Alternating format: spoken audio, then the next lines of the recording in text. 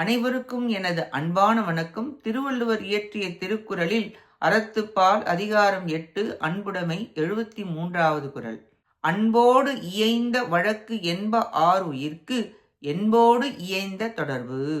உயிரும் உடம்பும் தொடர்பு கொண்டு ஒன்றிருக்கும் உறவானது அன்போடு பொருந்தி வாழும் வாழ்க்கையின் பயன் என்று கூறுவர். அரிது அரிது மானிடராய் பிறப்பதரிது.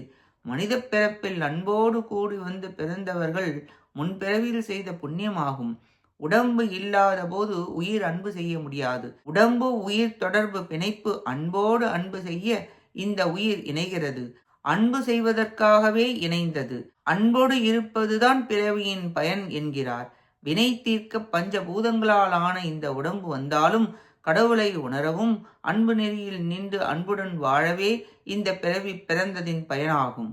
என்போடு இயைந்த தொடர்பு அன்பு செய்வதற்காகவே இணைந்தது என இக்குறளில் விளக்கி மனிதர்களாகிய ஒவ்வொருவரும் அனைவரிடமும் அன்புடன் இருக்க கூறுகிறார் வள்ளுவர் இக்குறளில். நன்றி, வணக்கம்.